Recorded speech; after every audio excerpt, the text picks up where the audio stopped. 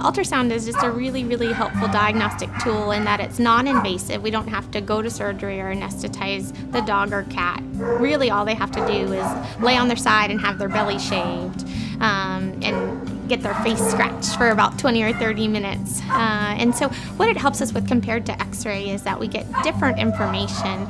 In x-ray might say, okay, it looks like there's a mass in the belly, but sometimes you can't tell if that mass is associated with one organ or two organs, or there's something else going on in addition.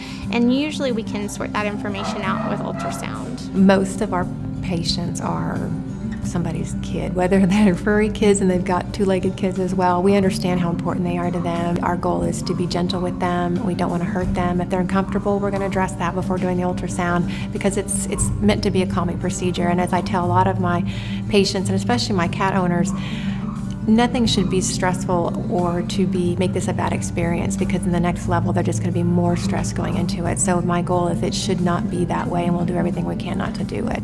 If your pet has been scheduled for an ultrasound, whether through mobile or outpatient, we do ask that they be fasted 12 hours before the procedure. It just allows us to see their belly better. They can have water all the way up to the time that they visit the hospital.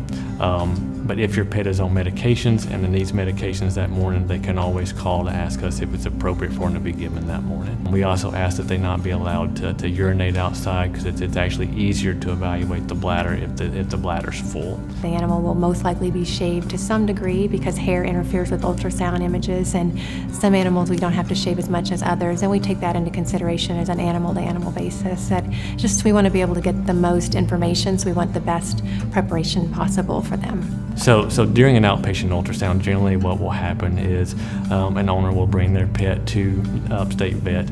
At that point, their pet will be taken back and the ultrasound will be performed. Generally, it'll take about 45 minutes for the ultrasound study to be complete. Once it's finished up, we'll actually do a written report that we will fax or email to their vet at that time, and we will actually call their veterinarian on the phone to discuss those findings at the time. And that way, as their pet's leaving the hospital, their vet is already being updated on what the findings are, and a plan is being developed for that long-term care. I think as far as mobile ultrasound, the biggest convenience for the client is being able to go to their regular vet. They're used to the hospital, they're used to the receptionist, they're used to those technicians, and so it's a feeling of home, and they get that procedure done at their home with their regular vet. Usually we'll come in and actually, while we're doing the ultrasound, most veterinarians will actually come in and actually watch the ultrasound at the same time. That way, as the ultrasound is being performed, we're able to actually discuss the results, go over the findings for the ultrasound, and what the next steps might be, so that veterinarian can continue the patient's care in their own hospital.